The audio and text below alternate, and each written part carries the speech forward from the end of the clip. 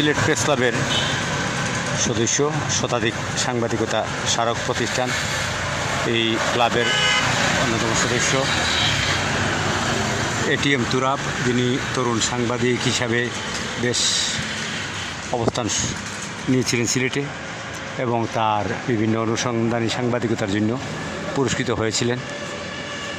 সেই নানা ধরনের পুরস্কারপ্রাপ্ত সাংবাদিক এটিএম তুরাবের একটি নির্মম হত্যাকাণ্ডের ঘটনায় সিলেট প্রেস ক্লাবের সামনে একটি ব্যানার টানানো হয়েছে বিচার দাবি করে, এবং সেই বিচার নিয়েই আমরা এখন আজকে তার সহকর্মী সাংবাদিকদের প্রতিক্রিয়া নেব। আমরা তুরাবের এক সহকর্মী শফিক আহমদ শফি আসছেন এখানে, আমরা তার কাছ থেকে জানতে চাইব যে তুরাব সম্পর্কে কিছু বলেন, এই হত্যাকাণ্ড সম্পর্কে। আপনারা তো সকলেই মর্মাহত, আজকে কর্মসূচি পালন করেছেন, তো আপনাদের এই মুহূর্তে আপনার প্রতিক্রিয়াটা কি? আসলে প্রতিক্রিয়া জানানোর ভাষা আমার নেই। আমাদের সহকর্মী অত্যন্ত স্নেহভাজন, আমাদের প্রিয়ভাজন ছিলেন এটিএম তুরাব। সদা ঐশ্বর্যল এই তরুণের অকাল মৃত্যুতে আসলে আমরা সবাই শোকাহত। এটা অনাকাঙ্ক্ষিত ঘটনার মধ্য দিয়ে একটি ফুটে যাওয়া ফুল আমাদের কাছ থেকে ধরে গেল। আমি প্রথমেই ওনার হৃদয় আত্মার মাগফিরাত কামনা করি, পাশাপাশি ওনার সুসন্তপ্ত পরিবারের প্রতি গভীর সমবেদনা জানাচ্ছি। এবং একটি কথাই বলবো, একজন তুরাব আমাদের মাঝ থেকে হারিয়ে গেলেও তার অনেক স্মৃতি কিন্তু আমাদেরকে সারাটি জীবন ঘুরে ঘুরে খাবে। আসলে একসাথে চলাফেরা করতে গিয়ে, সাংবাদিকতা করতে গিয়ে অনেক দিন, অনেক সময়, অনেক অনুষ্ঠানে দেখা হয়েছে, একসাথে বসেছি, গল্প করেছি, আড্ডা দিয়েছি। আজ তুরাব আমাদের মধ্যে নেই, সেটা শুনতে ভাবতেই আসলে নিজেকে আচ্ছন্ন করে ফেলে। আমি পরিশেষে একটি কথাই বলবো, তুরাবের পরকালীন জীবন যেন সুখ শান্তির হয়, আল্লাহ যেন তাকে জান্নাতুল ফেরদৌসে বাসিন্দা করে।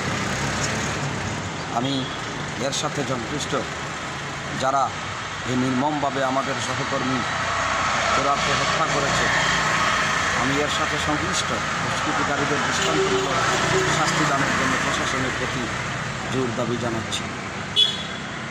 আমাদের সহকর্মী তুরাব হত্যাকাণ্ডের বিষয়ে কথা বলছেন সিলেট প্রেস ক্লাবের সিনিয়র সদস্য, আমাদের সিনিয়র বড় ভাই সাংবাদিক ফয়সাল আলম। ওনাকে তুরাব হত্যাকাণ্ডের বিষয়ে কিছু বলার জন্য অনুরোধ করছি।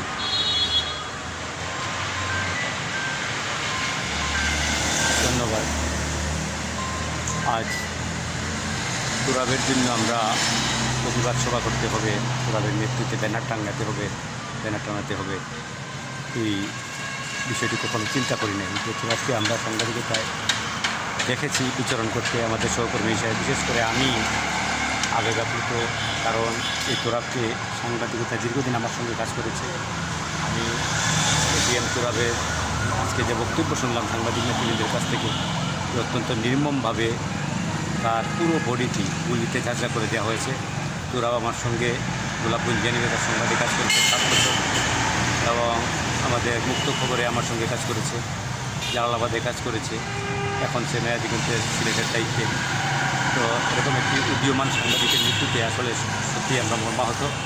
আমরা তুরাব হত্যার বিচার চাই, এ ঘটনায় জড়িত যারা, তাদের দৃষ্টান্তমূলক শাস্তি হবে, সেই বিষয়টি আমরা প্রত্যাশা করছি। আর তুরাবের পরিবার যাতে এই সুখ সইতে পারে সেই কামনা করছি, তার জান্নাত কামনা করছি। তুরাবের আরেক সহকর্মী সাংবাদিক সোহাইবুল ইসলাম, যিনি বাসসে কাজ করেন, সিলেট প্রেস ক্লাবের বর্তমান কমিটিতে আছেন। আমরা অ্যাসিস্ট্যান্ট সেক্রেটারি হিসেবে সিলেট প্রেস ক্লাবের এই সদস্যের মৃত্যুতে তার প্রতিক্রিয়া আমরা জানতে চাই। আসলে বিষয়টা হচ্ছে যে কোনো মৃত্যুই কাম্য নয়। আমাদের এই বর্তমান পরিস্থিতি যতগুলো মৃত্যুর ঘটনা ঘটেছে সবগুলোই আমাদের জন্য দুঃখজনক এবং অত্যন্ত মর্মস্পর্শী। কিন্তু আমরা যারা সাংবাদিকরা কাজ করি, তারা হচ্ছে আমাদের দেশের জন্যে, দেশের মানুষের জন্যে, আমাদের সমাজের জন্য, সবার জন্য কাজ করি। এই কাজ করতে গিয়ে আমরা কিন্তু কোনো পক্ষ নই।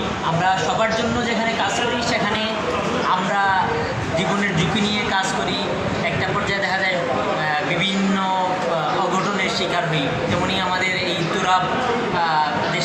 কাজ করতে গিয়ে আজকে জীবন দিতে হয়েছে।